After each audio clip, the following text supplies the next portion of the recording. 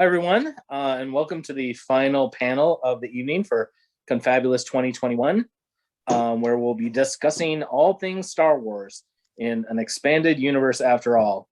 My name is Jason Tucker, and I help put together Confabulous and Galaxicon when it's in the Twin Cities, and I also work on Console Room, the Twin Cities Doctor Who convention. With me, we have Don Kaiser and Larry Barthel. I'm going to let them introduce themselves. Go ahead and start, Don. Introduce yourself. I'm Don Kaiser. I'm the chair of Confabulous, and as Jason said, when it's in the Twin Cities, Galaxicon. I also work with Jason on Council Room, the Doctor Who convention, when it's in town, here in town, and I'm also work with the Convergence, and I'm a longtime gamer and longtime science fiction fan since I was in high school and took a science fiction course back in the early 70s, before either of you two were even glints in your parents' eyes. But I was not quite. Yeah, I know. I'm just kidding you. But anyway, that's me. And yes, I remember seeing Star Wars in a great big theater, the very first New Hope. I remember. I'll tell you a quick story. My first Star Wars, New Hope. I don't know if I told you the story, Jason. We went and saw it when it first came out. I had a friend from high school. This is when I was in college.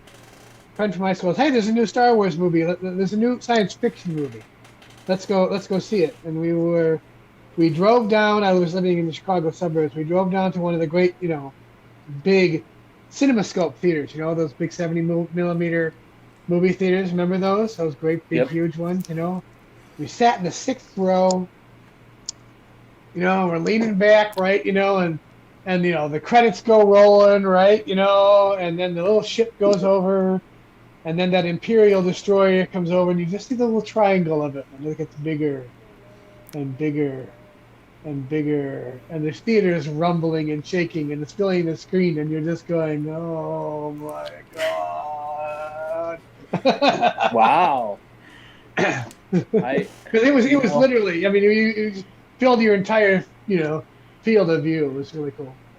I don't think that. Well, I'm going to let Larry introduce himself, and then I'll respond to that. Okay, I'm Larry Barthel. I am the video producer for Confabulous. I've been helping run all these videos that you've been seeing today.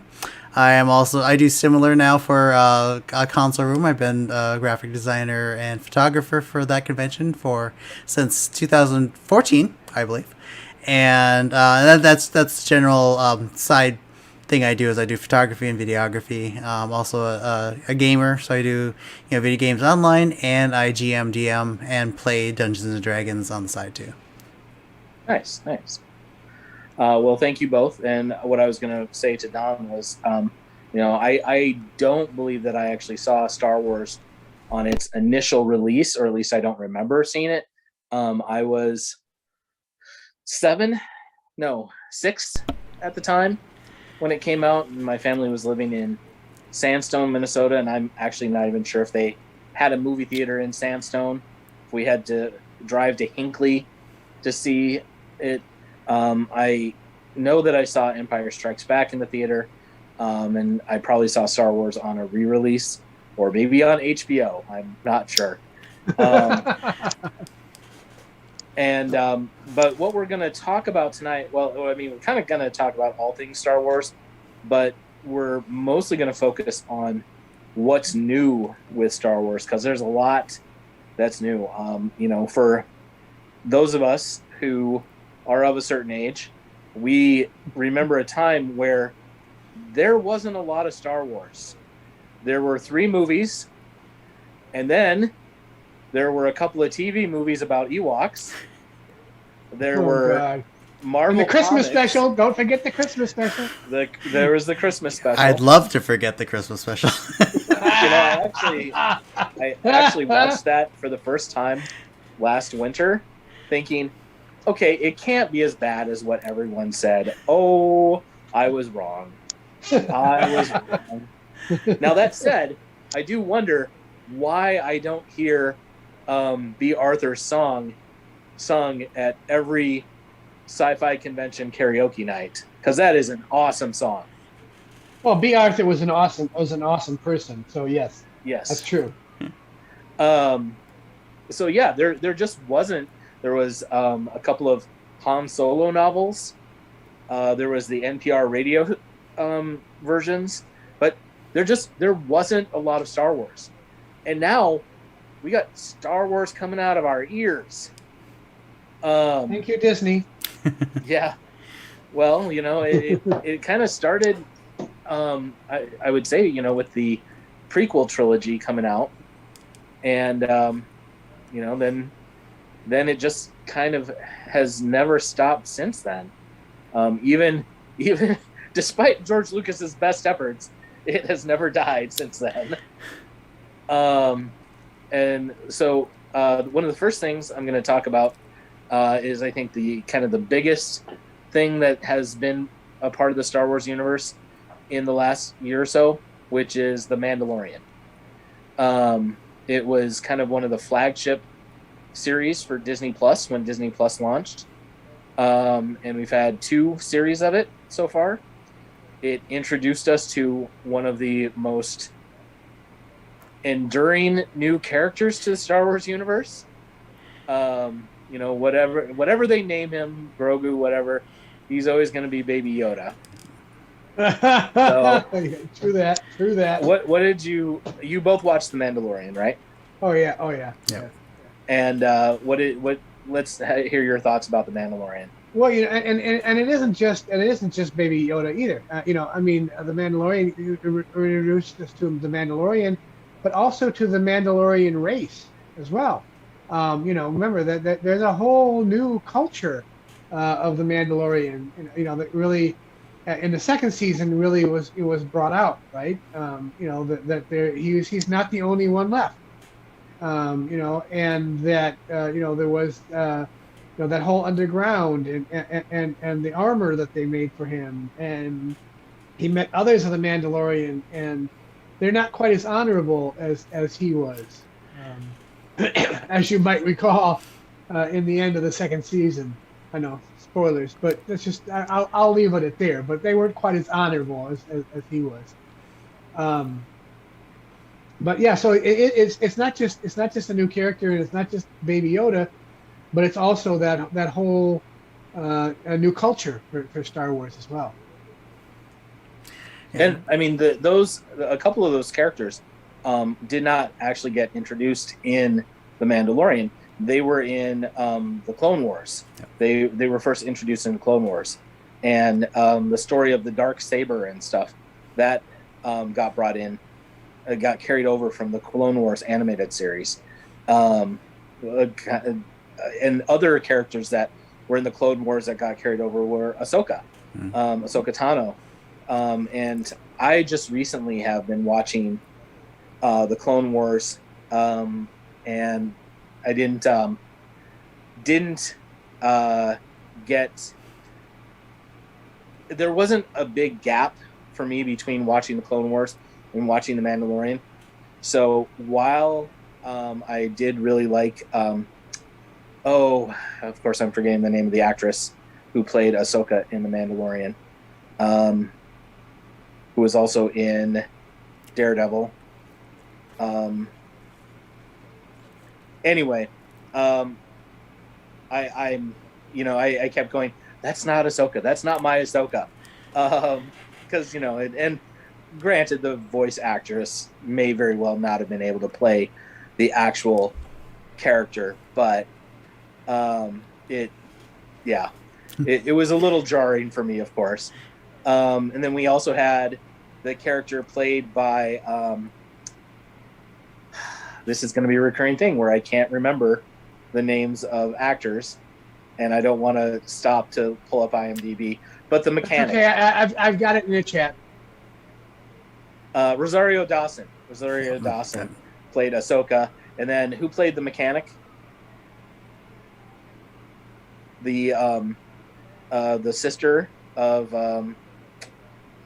that writer, David Sedaris, Amy Sedaris. She was a bit of a recurring character on there.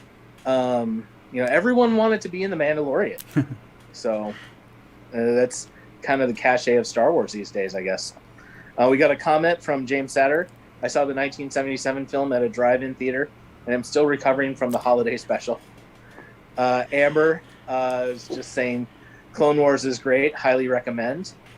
Have you both seen the Clone Wars? I've seen about 4 seasons of it, so I know who Ahsoka is. I don't think I got to the whole Dark Saber stuff, but I did find that Clone Wars to be kind of fun and nice feel. I don't usually like prequels, and Clone Wars is kind of a prequel to more a prequel to Revenge of the Sith. Yeah, Revenge of the Sith, because it took place in between 2 and 3. So all that stuff that happened, was all way in the past, and we all know what happened to Anakin after that. So I usually don't like prequels, but I found like Clone Wars to be a nice filler in there, telling that story in between there. And I like the Mandalorian, even though it is also sort of a prequel because it's set during before Return of the Jedi, right? Or is it after Return of the Jedi? It's after Return of the Jedi, but it's not. It's shortly after Return of the Jedi. Yeah. Like there's still areas that are kind of not necessarily under Imperial control, but kind of recovering and not really able to get over it. I have watched the first 6 seasons. I haven't watched season 7 of Clone Wars yet, which was the season that just got released on Disney Plus within the last year. And then just after that is the Bad Batch, which I believe is the season of the Clone Wars that takes place after Revenge of the Sith, but before A New Hope. And then, of course, following after the Clone Wars, but before season 7 got released, was Star Wars Rebels, which was I've seen the first 2 seasons of that, and it was because they started bringing in Ahsoka and various clone troopers that I was like, okay, I don't know who these people are. I'm going to go back and watch Clone Wars now. But I was loving Rebels. That was kind of like, okay, this reminds me of what Star Wars is all about. Yeah, and I kind of like another anime. Yeah. Go ahead. And I liked how it's encapsulated.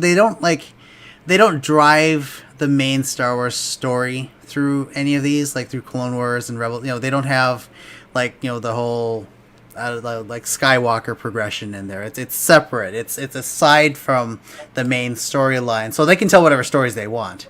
And it's that kind of prequel I'm okay with. So that's why I like Clone Wars. Although I have to admit, I really like Gendy Tartakovsky's Clone Wars a little bit better than the CGI animated Clone Wars. You guys remember that one? The little 5-minute shorts that he did? Yep. Yeah, so I like that a little bit better just because the Jedi were like 10 times more powerful than they actually are in the movies. So it was kind of fun to watch that. But. Yeah. And then they did bring in, as you say, some characters into Rebels. Tarkin,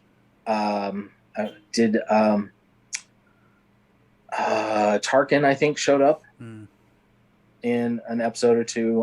Also, the character that Timothy Zahn created with the blue skin. Oh yeah. I can't remember his name. There's actually a site that I use to keep track of the Star Wars reading I'm doing, which is StarWarsReadingOrder.com. And it actually... What's that? I was just laughing. Oh, yeah. StarWarsReadingOrder.com. It's an offshoot of the Complete Marvel Reading Order, where they've created reading orders for different properties, Star Wars, Star Trek, Doctor Who, etc. And the StarWarsReadingOrder.com actually has 2 different orders. One is for the canon extended universe, and one is for Legends. So, if people know what happened when Disney kind of took over, they took all of the stuff that came before, and they now call it Legends. So it's non-canonical. And then they're kind of picking and choosing certain things. And that's the new canon. You know, the movies, the Disney TV shows, the current runs of comics through Marvel, those are all canon. The stuff that came before, like the Dark Horse comics, the Old Republic, the various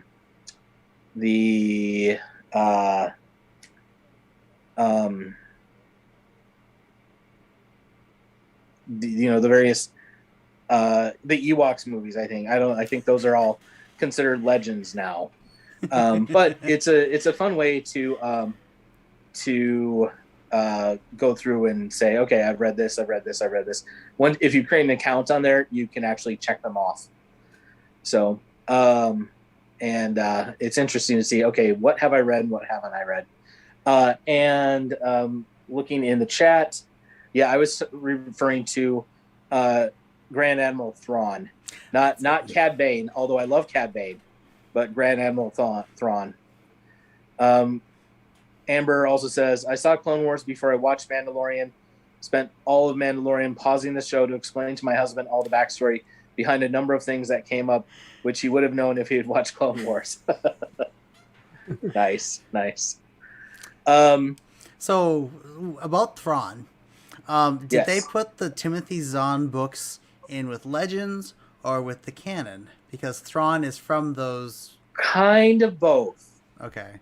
Like, I think that the books, the Thrawn trilogy by Timothy Zahn, is Legends. So Mara Jade is Legends. That's too bad. But Thrawn, who they put into Rebels, is canon. So, yeah.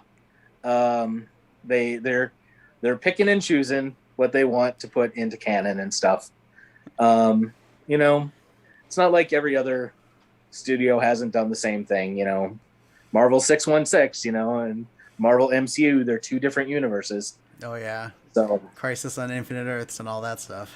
Exactly. Well, exactly. and again, just getting back to Mandalorian for a second, like you say, it takes place just after the end of the Return, because there is that, the villain, who shows up at the end of season 1 and a couple times in season 2, and I guess he's going to play more of a role in season 3 is one of the Grand Moffs. Oh yeah. Gideon. Well, and of course, ultimately, who do we have that shows up? And I mean, I suppose we won't say because of spoilers and everything. Yeah, no spoilers. Yeah.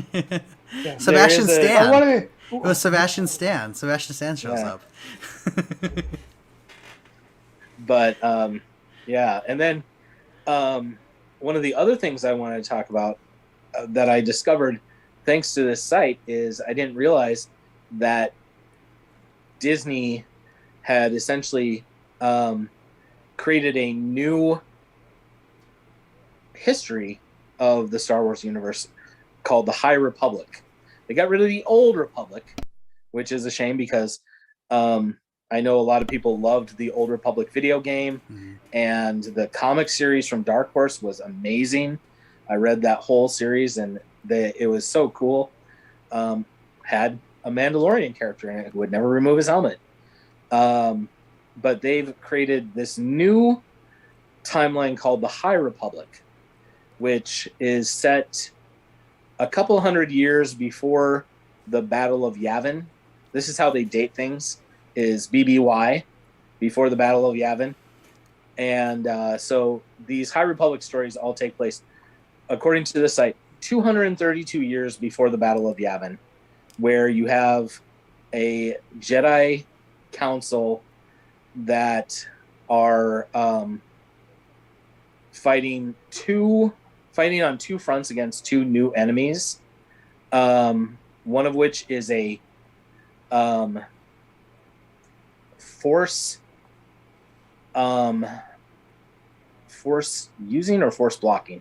Can't remember. I listened to a bunch of the audiobooks, read a bunch of the comics, but of course now I'm forgetting parts of it. It's either a force using or force blocking evil vegetative life from an alternate universe that the Jedi actually accidentally release into this universe.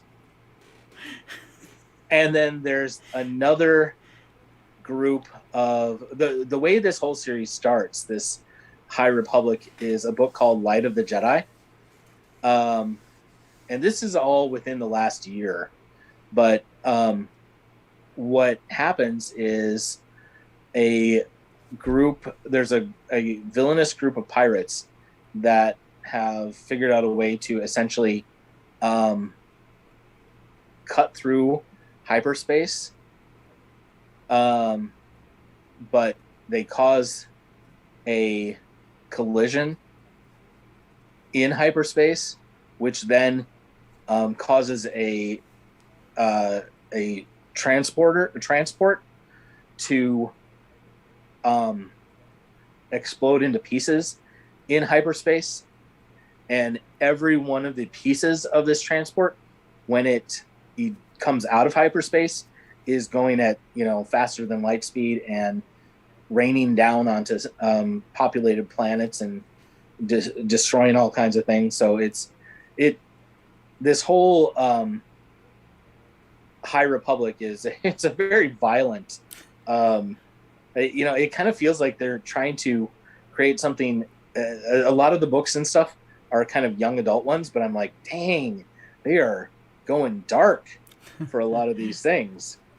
And some of the concepts in these High Republic books and comics are interesting, like these two villains they have. I'm just not sure that the execution has been that great. They have some decent writers and stuff. Cavan Scott and who is the other one whose name I recognize here? Justina Ireland, who do a lot of writing for comics, are writing for this High Republic series and stuff.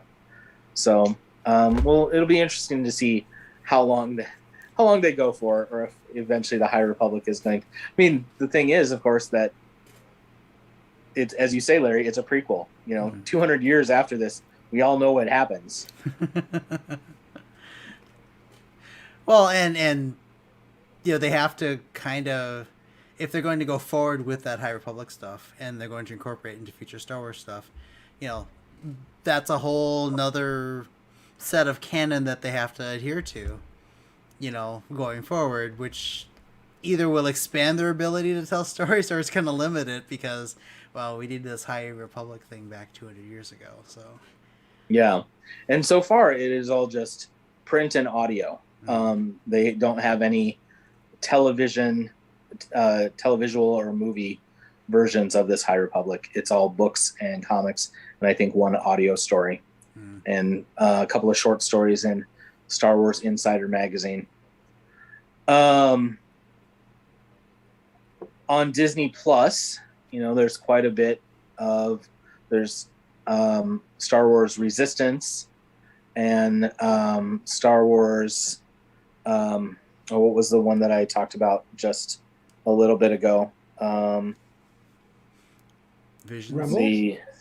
Nope, not Rebels. Visions. I'm going to talk about that in a second. The one with all the female characters. I'll find it here. Defiance? Redemption? No. Forces of Destiny. Destiny. There we go. Yeah. So other animated, stuff. Resistance, which I believe features characters going undercover into the First Order. It looks like it has BB-8 in it as a character. And then Forces of Destiny, which is it looks like 2D animation, and those are short 3-minute episodes featuring the female characters of the series. You mentioned Star Wars Visions. That is also on Disney Plus, and Star Wars Visions is amazing. I haven't watched all of them yet. They're anime versions of Star Wars stories, written and animated by Japanese creators. And in fact, you can watch them in Japanese, or you can watch them in other languages, you know, in English.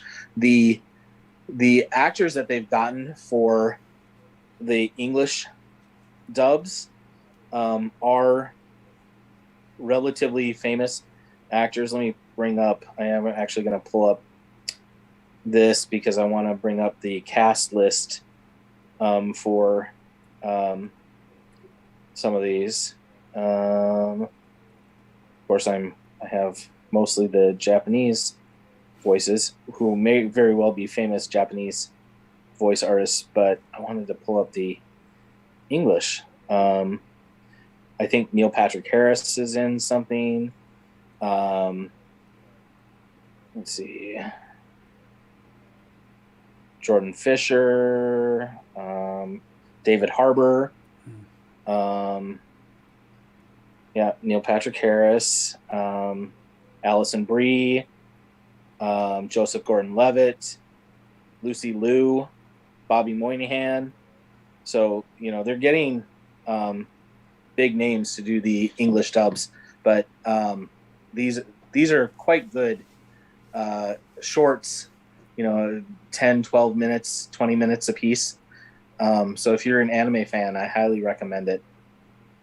And then other stuff that, you know, they have all kinds of just weird stuff that they've been putting on Disney Plus. They have something called Star Wars Biomes, which is basically a fly-through of different locations in the Star Wars universe. Star Wars vehicle fly-throughs. Get up close and personal with some of the Star Wars film's most iconic and beloved ships, vehicles, as this charming series whisk you off for a fly-through tour of the galaxy far, far away. You can do a fly-through in the Millennium Falcon, a fly-through in a Star Destroyer. They have a Galaxy of Sounds, where in an 8-minute short, you can just listen to ambient sounds in different Star Wars areas, or you can listen to the pod race, or it just they just want you to stay on the site, apparently. I did like check out the fly-throughs. I thought it'd be kind of interesting to see how they like laid out like a CGI of those vehicles and stuff. The description is much better than the actual experience. I mean, you can see like is it called Bocce? That game that they play with the holographic thingies, like it looks like chess, but it's not really chess. Oh yeah, yep. Yeah, you can see that in the Millennium Falcon. You can go down the hallway and you can see like these little cubby holes and Oh, so I mean, this isn't Disney Plus, but it definitely qualifies, I think, as expanded universe. Star Wars Galaxy's Edge. I don't know if either of you have been lucky enough to. I don't know if you consider going to a Disney theme park lucky, but if you've had the opportunity to go to a Disney theme park and experience Galaxy's Edge, which is pretty amazing, I have to say. I've been in both Florida and California. I rode the Smuggler's Run in Florida, and you know, you walk through the Millennium Falcon. You go into the Millennium Falcon. I sat at that chessboard in the Millennium Falcon. You know, it's not perfect, but it's pretty damn cool. And then in California, I did Rise of the Resistance. Rise of the Resistance. Which, oh my gosh. Like, you see what appears to be a full-size AT-AT. You go through the legs of a full-size AT-AT in your little ride car, and it just looks so amazing. They really kind of took it to a next level. Of course, that is, you know, when the ride isn't breaking down and you have to wait an extra 2 hours to get on it. But yeah. So is it worth the money that you have to pay to go to a Disney park to see all this, because it depends if you like the rest of the Disney stuff as well. I mean, I would imagine they could actually port that experience to, like, say, an Oculus Rift or something too. It's like, you know, have you do, like, say Star Wars Battlefront, if you ever played that game. You know, I'm not much of a video gamer, and so I guess I've kind of lost out on a number of things because of that. Some definitely narrative wise. Yeah, Battlefront was a lot of fun. You could play as Darth Vader, which is kind of funny, running around, you rebel scum, and, you know, chopping down rebels left and right with your lightsaber.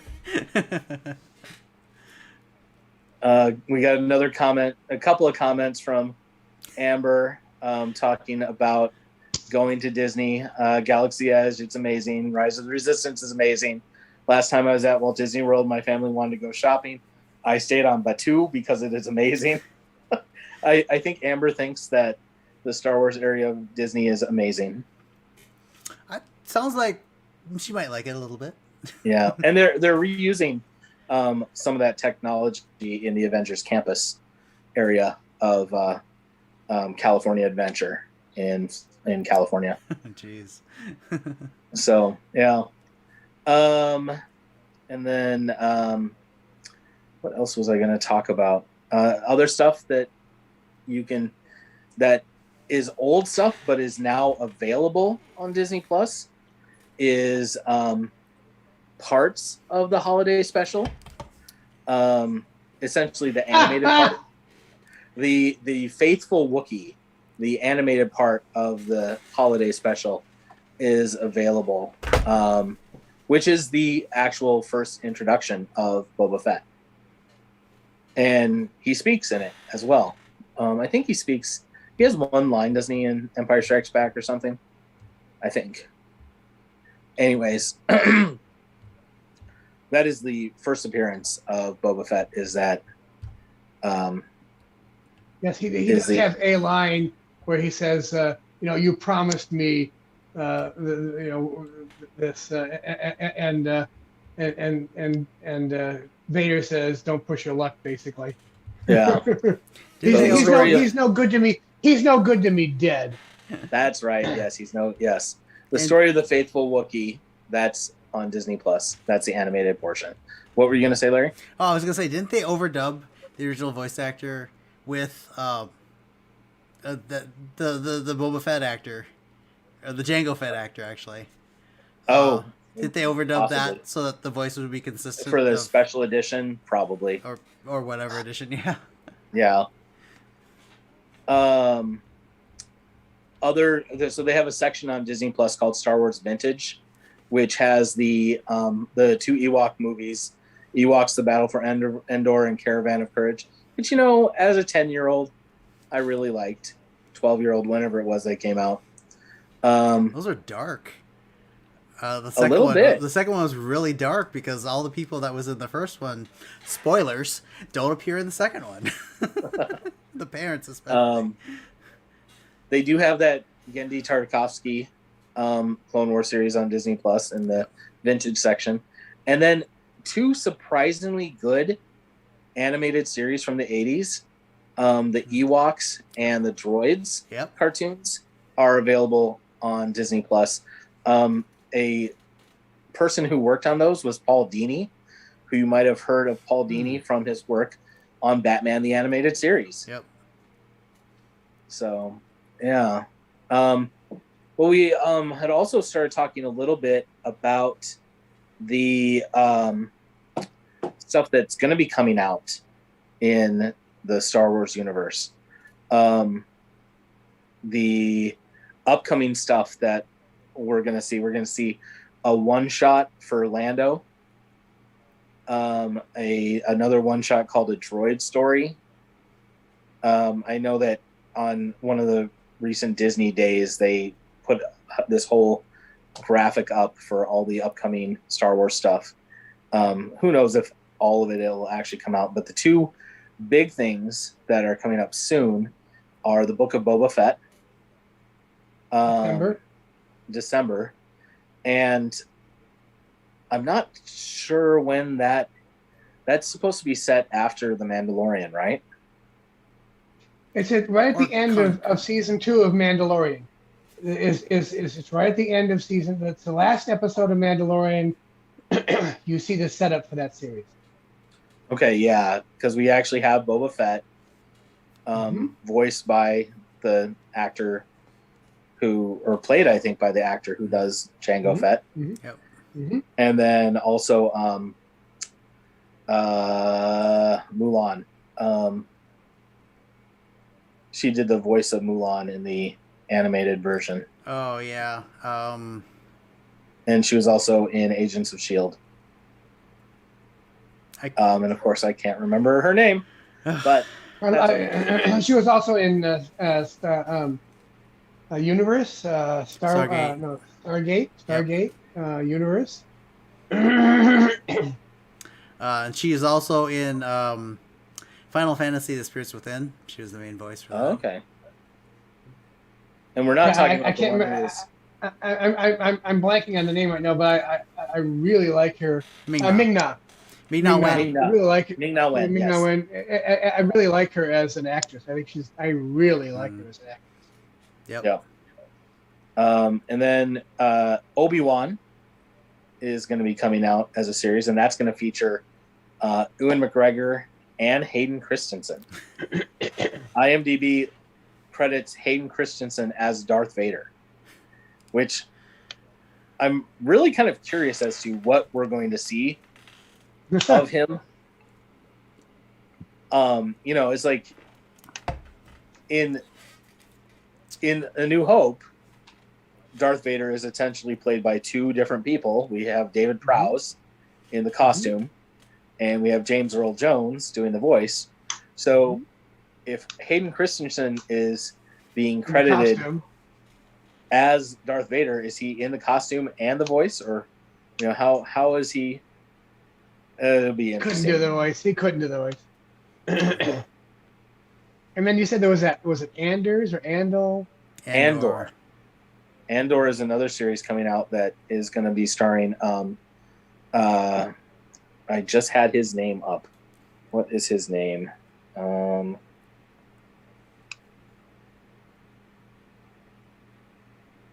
Rogue One. I mean, is that his last name, Andor? That's the character's name. Okay, character's last name. Yeah. He was in Y Tu Mamá También. Diego Luna as Cassian Andor. Also starring Stellan Skarsgård. Oh. Fiona Shaw. Interesting. Okay. Yeah. Quite a cast. I mean, they are getting some names for these things. And then we have Ahsoka getting her own series, which I think Hayden Christensen is also going to be in that as well. That's a little further down the road, though. Andor is next year, you said, right? Andor is next year, yeah. So I don't know when Ahsoka is supposed to come out. And it's interesting, as much hate as Hayden Christensen got, it's interesting that he's kind of being hailed to come back to this. I guess, all is forgiven. Well, and that's going to be kind of weird because, is he going to have, his face covered the whole time like Darth Vader should? Is he going to be... So, if he's just providing the body motion, why Hayden Christensen? Why? Yeah. I mean, it just seems like they could get away with, a stunt actor to do that. Because he's not going to be acting per se if his face is covered the entire time. So how's that going to work? And you said he got, Jason, you mentioned he got a lot of bad press, but that was a lot of it was because of his acting, right? I mean, was there other things? No, I think it was his acting and just the writing for Attack of the Clones and Revenge of the Sith. I mean, he didn't get as much bad vibes as Jake Lloyd got, which is even more of a shame. Yeah. I mean, that's kind of a tragedy because it really did a number on his psyche. Ultimately everyone is responsible for their own actions, but you put a kid through that, and Jake Lloyd being Anakin in Oh, right, yeah. The young acting, yeah. Yeah. So it'd be interesting if they brought him back for something. I don't think he would come back though. I mean, that from what I understand. Yeah. I did like Hayden Christensen in Jumper. That was a fun movie. Well, I never saw Jumper. I read it, but I never saw it. Yeah, check it out. It's a fun movie. It's got him and not Jamie Bell, or Jamie Bell. Is that the actor who's in like King Kong, and he used to be Billy Elliot? Yeah, that's Jamie Bell. Jamie Bell. Okay, just want to make sure I got that name right. And Kristen Stewart appears in it. Funny. I was gonna mention something. Oh, and Samuel Jackson, of course. Sure. I forgot what I was gonna say. Hayden Christensen. I didn't see his other one as well. The one where he was a journalist, Broken Glass or something like that. I didn't see that one. He did something called Life as a House too, I think. I mean, I admit that I thought he was cute.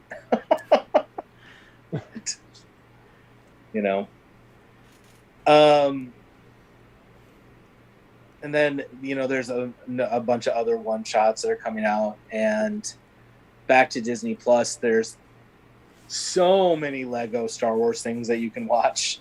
I believe those are all under the Legends category rather than canon.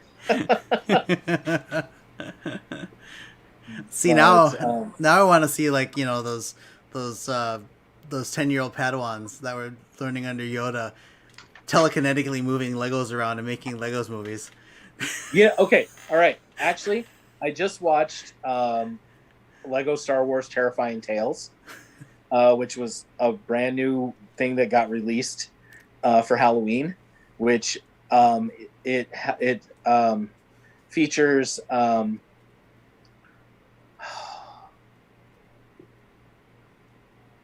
God, I hate this. One of the male pilots in the new trilogy. Greg Grunberg? No, the main male pilot. Oh, Oscar Isaac? Oscar Isaac. Okay. Although I don't think it was Oscar Isaac voicing the character, but that character Poe Dameron was featured. Poe Dameron, yes. Yeah. Okay. Poe Dameron, in this Terrifying Tales, he and BB-8 crash on a planet that has Darth Vader's castle, which one of the huts is turning into a theme hotel, and it then tells 3 short stories that are supposed to be scary short stories, one of which features as a student Kylo Ren. He hadn't gotten the name Kylo Ren yet. He was still Ben, but it has a bunch of young Jedis being trained by Luke to do, and they're moving Lego bricks around with their minds. Oh, God. It's not very. One of the things that has been fun about these Lego things is they, played with the idea that everything's made of Legos, but unfortunately, this wasn't actually done that way. Like it was just, it didn't have that same humor. They weren't playing around with the idea that stuff is built out of Legos. So it's like you could have just made it an animated short or something. I don't know. And interestingly, they got a couple of name actors for it, but not Mark Hamill. They got Christian Slater to do a voice for it, but not Mark Hamill, who is known for doing voice acting. Yeah, it was weird. But yeah, I'm just looking right now, and they have a Lego series called the New Yoda Chronicles, which is the Lego Star Wars: The New Yoda Chronicles, Raid on Coruscant, Race for the Holocrons, Escape from the Jedi Temple, Clash of the Skywalkers, Duel of the Skywalkers. And then last Christmas they had a Lego Star Wars Holiday Special. So they're also kind of leaning into a bunch of the Lego Star Wars stuff. And then I see a lot of things that are shorts, something Star Wars Blips, which are little 1 minute things featuring BB-8 and R2-D2. Star Wars Blips. What does a curious little droid do when he's not hurtling through space on a daring mission to save the galaxy? Star Wars Blips stars BB-8 in his very own series of animated shorts featuring heroes of the Star Wars universe like Chewbacca, C-3PO, and of course R2-D2. It almost kind of looks like, they're doing little the kind of things that Pixar did with Luxo Jr. Oh yeah, the little shorts that they did. Yeah, and then there's Star Wars Rebels shorts. So along with all the various Star Wars Rebels episodes, there were, it looks like, 4 short 4-minute shorts. Yeah, it's just kind of interesting what all they're doing on here as new stuff coming out. Kind of feels like Really, they're really milking it. They're really milking it. Well, it also feels like they're like, okay, our writers came up with this idea. Let's just do it and throw it out there and see if it sticks. Here's a cute little idea. Let's throw it, because you never know. I mean, who could they have predicted Baby Yoda? I mean, could they have known that was going to take off the way it was? Clearly they didn't, because they didn't have any toys available for Christmas that year. Which I'm not sure how, and some of the argument with that was that they wanted to keep his reveal a secret, and with the time when that reveal happened, there would have been no way to have pre-orders for the series in time for them without it being snuck out. So, and it's interesting. It's like, okay, which is more valuable? Merchandising or keeping the reveal of Baby Yoda a secret.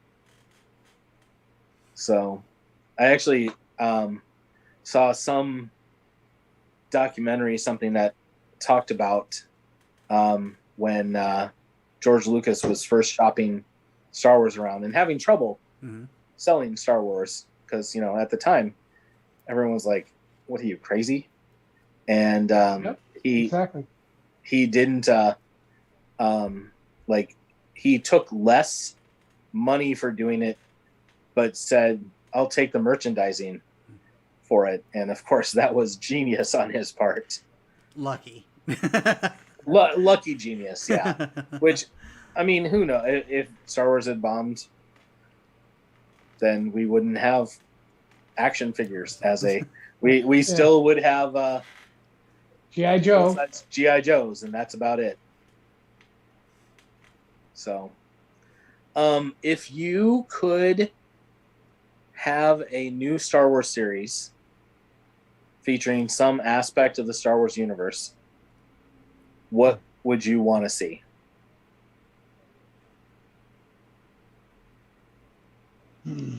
That's a hard one. That's a hard one. I mean, my automatic response is I want to see, past the current movie storyline. Yeah, sure. I want to see what happens next. But that's probably going to be the movies, the next set of movies they're going to do. That's so probably... you want to see the stories about Rey's children, because of course they're not going to do movies about anyone other than the Skywalker line. The Palpatine line. Spoilers. Oh, come on. It's been how long since that movie's been out? But I don't know if I'd want to see that necessarily. Because I leave that up to the movies. Leave the next progression of that particular story up to the movies. So I guess for a series, I'd want to see something more on the side, like how about the story of how those stormtroopers escape being stormtroopers? Oh yeah. Well, is that the Bad Batch? I haven't watched it. No, I thought the Bad Batch was clone troopers from the Clone Wars. Oh, okay. So, oh yeah, they weren't stormtroopers yet. Yeah, That's right. but the Yeah, ones okay. that they met on Endor, well, is it Endor? Like the actual planet Endor? Is that where the Death Star 2 crashed? Or was it Yeah. still on the moon of Endor, where the Ewoks are? I don't know. Well, wherever those Well, people that they. Endor was a gas giant, right? Yes. Okay, so is the moon of Endor where the Death Star 2 crashed, and where they met up with those former stormtroopers that helped them get across the ocean to get to the Death Star 2. They had those like skip runners thingies.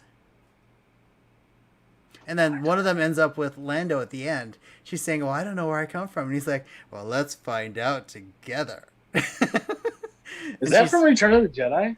No, that's from Oh, it was from last Skywalker, the last movie. yeah, Rise of Skywalker. Oh, was it? Right, Rise of Skywalker. Oh yeah. God. Oh, you And don't you can remember the realize ending how of much- that, huh? You can realize how much I paid attention to that. So there was a bunch of former stormtroopers on the moon of Endor Oh, okay. that were okay. making a live or whatever they were doing there, and then they ran into Poe and those guys. So Gotcha. What about you, Don? Boy, I don't know. You know, I'm not like Larry. You know, I don't mind prequels. You know, so you know, I've never really seen any of the animated series. So you know, there's probably a lot of this stuff is covered in the animated series. Oh, they do go into like you meet more of the Hutts, various Hutt clans. baby Hutt. There's one Hutt that sounds that's pretty much modeled after Truman Capote. Yep. Well, perhaps something like very ancient. You know, like how did the Republic arise? You know, and how did the Jedi religion arise? Yeah, I mean that is there are some comics and stuff in the Legends line about that I just read recently. What is that called? That is the that is Dawn of the Jedi, and they're not called Jedi yet. They're called Jedi, JE''DAII. So they would, you know, they'd pretty much at that point be rewriting that, but you know they already did that with the Old Republic, rewrote that with the High Republic. So yeah, that would be interesting. Oh, is that where a mutual friend of ours got that from? You know, every time I read this, I'm like, is this what he was? I mean, I don't remember when that name change came, but these are from 2012. So. Sounds about right. I mean, he says it's French, so. Oh. Perhaps they both came from the same place or something. I don't know.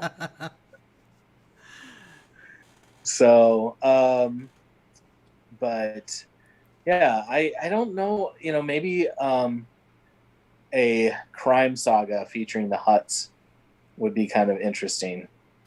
You know, they in a bunch of these kind of old stories, and that's the thing is that there's been so many books written in the extended universe that's now considered legends rather than canon, that where they've talked about this kind of history and talking about the history of the Hutts, and the history of the Hutts is kind of fascinating. You know, they've always been slug-like, but apparently, you know, they have had like they are definitely crime lords across the universe. So yeah, I think that would be kind of interesting. I wouldn't mind seeing. I mean, and this kind of violates my rule of prequels, especially when you know like how the character ends up. But I wouldn't mind seeing some more backstory, and they try to do this in the Clone Wars with some of the old Jedi Masters. Like they had some of the Jedi Masters in the Clone Wars, and Genndy Tartakovsky's had the one with the striped head tentacle thingies. Mm-hmm. They had her featured. I kind of want to like know more about the other ones. The aquatic one, and sure, yeah. Stories involving them would be kind of fun. Well, and I guess there's also this Dark Horse comic from the 90s that I never read, Tales of the Jedi, that talk about the golden age of the Sith, which apparently the Sith weren't always evil, but they turned evil or something. They turned ambitious. Ambitious. So you're saying that the Sith are Slytherin? Pretty much, yeah. They got sorted into the wrong Jedi house. Oh my goodness. Well, I think on that note, we're just about at time.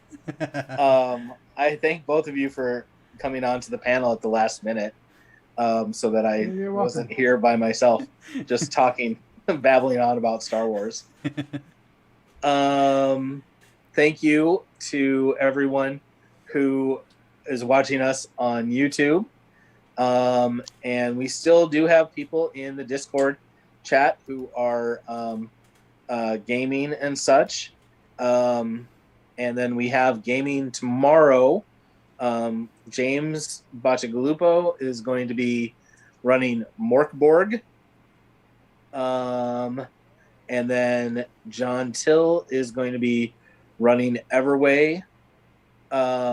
So I'm sure they both still have room for more players if you want to check out those. And also find North Country Galaxians on Facebook and sign up for our mailing list so you can find out about when we will be having our next book club, which is the second Tuesday of the month over Zoom. And you'll get the Zoom link if you check out Facebook or sign up on the book club. Any parting words from you, Don, or you, Larry? May the Force be with y'all. I was going to say, I think that's a good way to wrap this up.